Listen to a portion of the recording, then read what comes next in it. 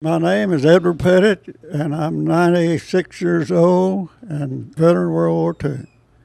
Folks call you Bud. How'd that name Bud come about? Because my dad didn't like what my mother named me, and so he named me Bud, and that's what I've been going by all my life. You've been Bud since 1921 or so? Yeah, 1921, September 25th.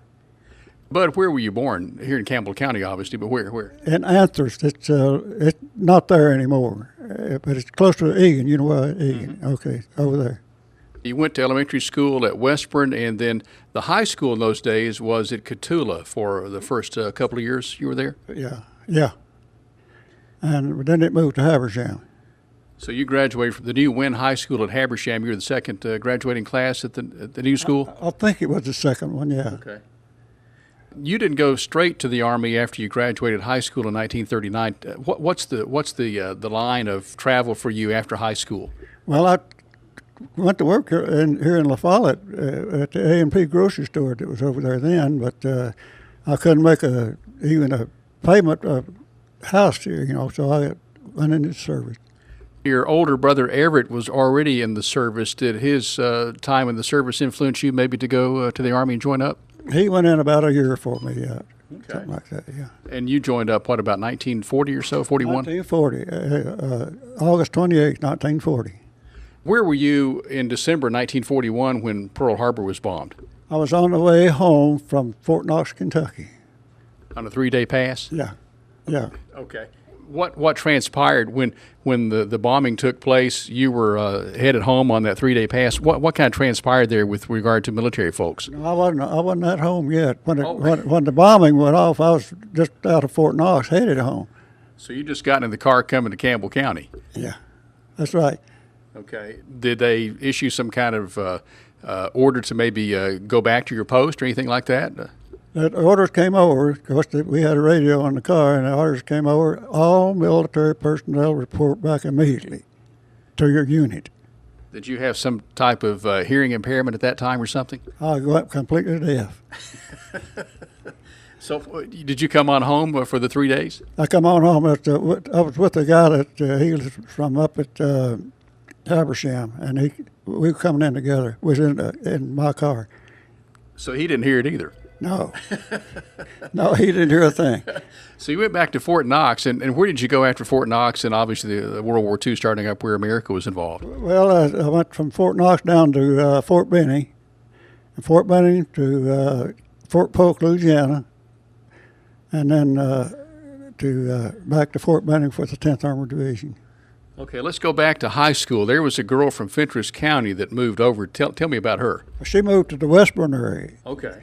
And so she was in the second year of high school, and I think I was in my last year.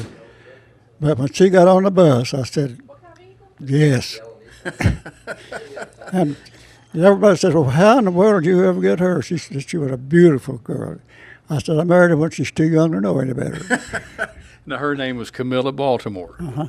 Yes, it was. And you all enjoyed how many years of marriage together? 71. My. 71 years. You wound up with 2 daughters, and then from there, 6 grandchildren, then 13 great-grandchildren, and even great-great-grandchildren, maybe 11 of those now? Yeah, 11. Wow. In the war, where did the travels take you in World War II? You mean overseas? Yes. Europe. We landed in Cherbourg, France, and went from there up through France and then into Luxembourg, and then on into Belgium, and then into Germany. You were in Normandy after D-Day. It was over. They were up quite a ways up into Normandy when we got over there, when we landed there. Okay. You obviously came out of the war safe. Your brother Everett was killed in the war. That's right, yeah. You've always come back home and loved coming back home over the years. Right, that's my haven. I love it better than any place I've ever been. Well, you've been to almost every state in the Union. Yeah. You have been to 6, 7, 8 countries. Why Campbell County? Well, I don't know. That's my growing up days was just as I remember every bit of just wonderful, just wonderful. The beauty here compares maybe way ahead of some of those other places too, right? Way ahead of any other place. Okay. You've got everything you want, the lake, the mountains, whatever. After you came out of the service, the U.S. Army, you went to work for Chrysler, and that was, what, a 30, 40-year career? No, I went to work first at Oak Ridge. Oh, okay. And I worked there for about 6 months, and they laid me off. Then I went into the coal mines up at Royal Blue, and then I went up to Chrysler in 1949. When Camilla wasn't only beautiful, she was quite a sweet gal. She followed you everywhere without a hitch. Without any argument, yeah. About, what was it, 1979 is when you retired from Chrysler? Right. Been retired ever since? Yeah. I mean retired. Okay. Have you had any complaints about from Chrysler or the Social Security people maybe about how you've been going on all these years? Well, no, I think they just wonder how much longer I'm going to be here. So you'll be 97 come September 25th. Right. Okay. Right. And some folks question your youth, your youthful looks, that maybe you're look too young to have been in World War II. I've had them say that. Somebody said, "Well, that's a compliment." I said, "No, it ain't. That's I don't know what I'm trying to say, but." Well, you wear the cap, and that's enough. Yeah, well, that's what they tell me. Is you're too young. You've been playing golf for what, more than 50 years now? Yes. Yes. Your current partner is a fellow named J.C. Paul. Right. Do you have any good J.C. Paul stories you want to share with us? Well, not really. He and I are always after one another to see how many bad things we can say about one another. Okay. Matter of fact, one of the ladies that was in our her husband played with us, and she asked me one day, she said, "Bud, does you people say anything good about one another?" I said, "Not if we can help it." J.C. is also a World War II veteran. Yes, yes, he is. Yeah. You probably, I think you walked the course for years until just recently. And you're using a golf cart now. Yeah, I'd say I walked it for about over 30 years.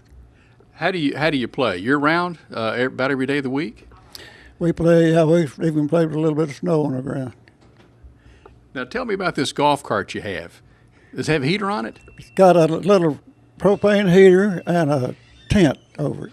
It's really cozy back in there when you get back in it. Okay. Yeah. Oh my goodness! What else would you like to share with us, Bud, about your life and here in Campbell County, and your wonderful contribution to our country in World War II? I'll have to say that I think that I'm one of the most blessed people that ever come around, because I've had one of the greatest lives. I mean, it's just been great the whole round. I had good parents, good brothers and sisters, the best wife that ever come down the pike, and it's just been great. The Lord's been good to me. Well, it's such a pleasure getting to spend some time with you, Bud. And as you always say, your goal is to make it to the next hole. That's right. Yeah, yeah. Just make it. If I can just finish the round, I mean, I've accomplished something.